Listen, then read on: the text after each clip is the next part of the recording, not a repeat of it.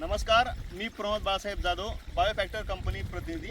आज आपण आलेलो आहे पैठण तालुक्यातील मिरखेडा या गावात मनोज बाबूराव पवार यांच्या शेतामध्ये।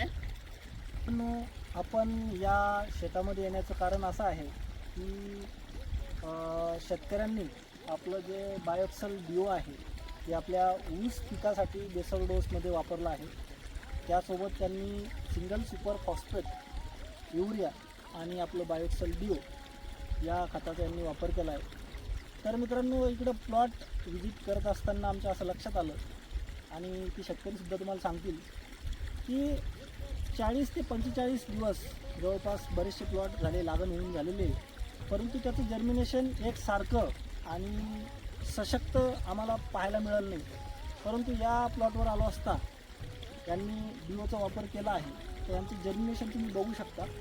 यांची लागवड दिनांक काय आपला सर?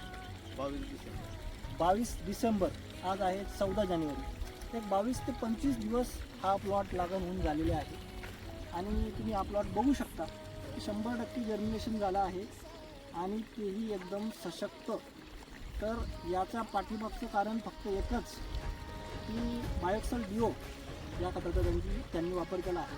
मित्रांनो, या खतामध्ये काय आहे की नत्र स्थिरीकरण आणि उपलब्ध करून देणारा जीवाणू, त्याचबरोबर फॉस्फरस सॉल्युबलायझिंग म्हणजे फॉस्फरस विरघळवून देणारा जीवाणू, जे आपल्या जमिनीमध्ये अन्नद्रव्य भरपूर प्रमाणामध्ये पडलेले असतात, परंतु ते आपल्या पिकाला सुरुवातीच्या स्टेजमध्ये स्वतःहून मुबलक प्रमाणात उपलब्ध होत नाही।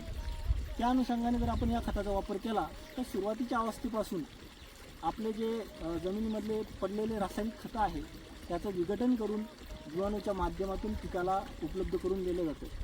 जर सुरुवातीच्या काळामध्ये लवकरात लवकर जर फॉस्फरसची उपलब्धता झाली तर मुळांची संख्या ही खूप जास्त प्रमाणात फास्टरित्या वाढते आणि त्याचबरोबर ती वाढल्यानंतर अन्नाचा पुरवठा पिकाला लवकर होतो आणि परिणामी हे तुम्हाला समोर दिसतंय की जर्मिनेशन असेल किंवा त्याची सशक्त वाढ असेल, या सर्व गोष्टी त्या ठिकाणी तुम्हाला पाहायला मिळतात। तर भाऊ, तुमचं काय या खताबद्दल तुमचं काय मत आहे? या अगोदरचा अनुभव तुमचा कसा आहे या खताबद्दल? म्हणजे सर, हे खत सर्वच पिकासाठी खूप उपयुक्त आहे। मी याच्या आधी पण हे खत मोसंबीला वापरलंय, कांद्याला वापरलंय। मला सर्वच पिकाचे या खताचे खूप चांगले रिझल्ट आलेले आहे आणि त्याच अनुभवातून मी ऊसासाठी पण हे खत घेतलं होतं।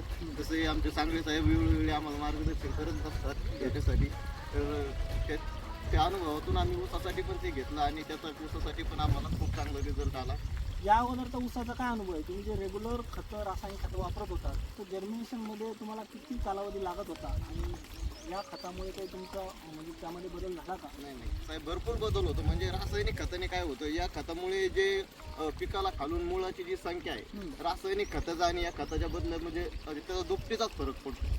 या खताचा जर आपण डेमो बघितला कोणत्याही पिकाचा, जर आपण जर खालून ते असं बघितलं तर रासायनिक खतामध्ये जे मुळं येण्यासाठी महिना बी लागू शकतो, ते एक खत म्हणजे 15 दिवसात तितक्या मुळ्या तयार करतं आणि ते मुळ्या जास्त तयार झाल्यामुळे पिकाची वाढ भरपूर झपाट्याने होते। बरं, तर तुम्ही समाधानी आहे एकंदरीत?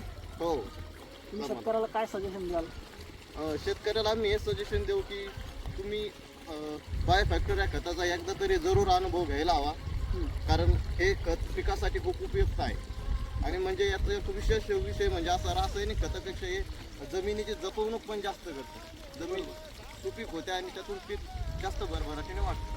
आता मित्रांनो, या शेतामध्ये जर तुम्ही चाललात तर हे बघू शकता, इकडं फोकस करा, हे बघा, अक्षरशः मातीमध्ये पाय रुचतोय। तर मऊपणासुद्धा या खतामुळे जमिनीतील जो मऊपणा आहे किंवा जी जमिनीची उत्पादकता आहे ती वाढण्यास खूप चांगल्या पद्धतीने चालना या खतामुळे मिळते। तर मी सर्व शेतकरी मित्रांना अशी विनंती करेन, तुम्ही एक वेळेस अवश्य डेमोसाठी का होत नाही, जास्त क्षेत्रासाठी न वापरता तुम्ही तुमच्या अनुभवासाठी थोड्या प्रमाणापासून सुद्धा या खताचा वापर करून सुरुवात करू शकता आणि अनुभव घेऊ शकता। तुम्हाला चांगला अनुभव आल्यानंतर तुम्ही तर वापरणारच आहे, परंतु सुरुवातीला अनुभव घेणे हा खूप महत्त्वाचा आहे आणि तो नक्की जरूर तुम्ही घ्या, अशी मी सर्व शेतकरी मित्रांना विनंती करेन। धन्यवाद।